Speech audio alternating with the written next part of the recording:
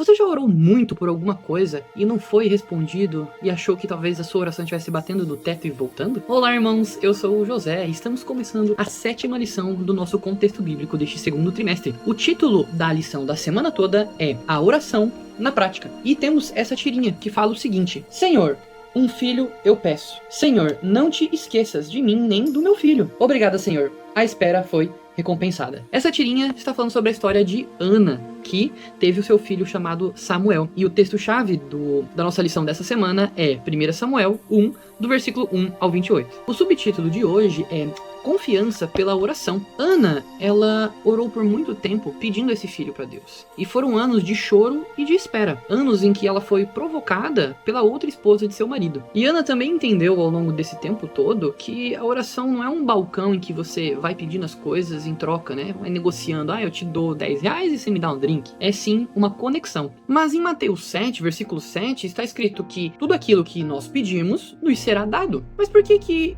se tudo que pedimos nos será dado, por que será que demora? Ou por que será que às vezes não acontece isso de verdade? Porque o nosso tempo, aquilo que nós pensamos, não é o mesmo que Deus pensa. Deus é o ser perfeito e que sabe de todas as coisas. O tempo dele é diferente e o modo dele é diferente. E não é só diferente.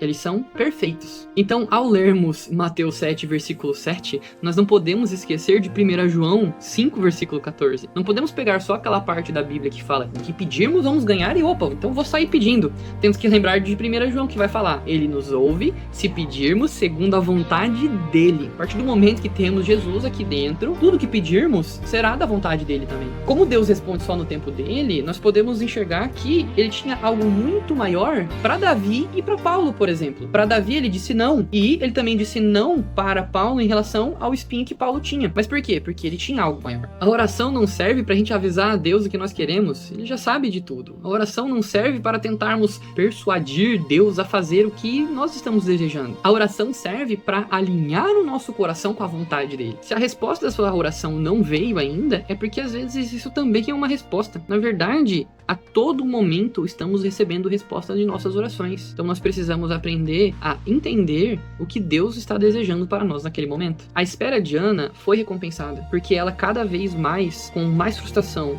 mais dor, a única coisa que aumentava era a confiança dela no Senhor. Essa semana, a ideia é olharmos para a história de Ana e nos desafiarmos a refletir sobre uma vida de oração mais profunda, uma vida de oração que confie mais, mesmo quando estamos em tempos difíceis.